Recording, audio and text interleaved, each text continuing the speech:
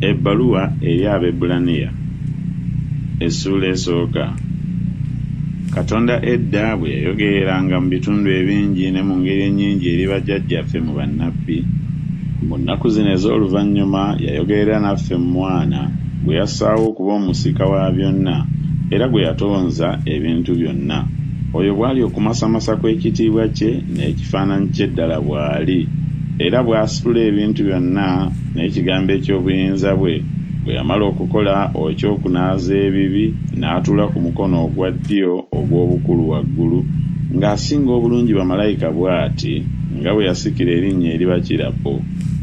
Kubanga ani ku bamalayika gwe yali abuuliddeko nti, "Ggwe oli mwana wange, leero nkuzadde ggwe," era nate nti, "Nze naabeeranga kitaawe gy'ali, naye anaabeeranga mwana gye ndi."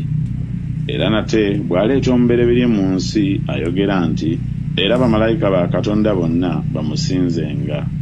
Era ayogera ku bamalayika nti, "Afuula bamalayika be empewo n'abaweereza be ennimi z'omuliro."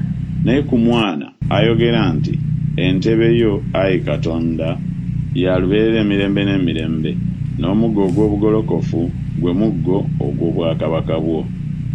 Wayagala obutuukirivu n'okyawa obujeemu. Katonda wo kyavudde akufukako amafuta ag'okusanyuka okusinga banno." Era nti, "Ggwe, Mukama, olubereberye wassaawo emisingi gy'ensi, n'eggulu mulimu gwa mikono gyo. Ebyo biriggwaawo, naye ggwe oli wa lubeerera, n'ebyo byonna birikaddiwa ng'ekyambalo, era olibizinga ng'essuuka, ng'ekyambalo ne biwaanyisibwa, naye ggwe oba bumu, n'emyaka gyo tegiriggwaawo."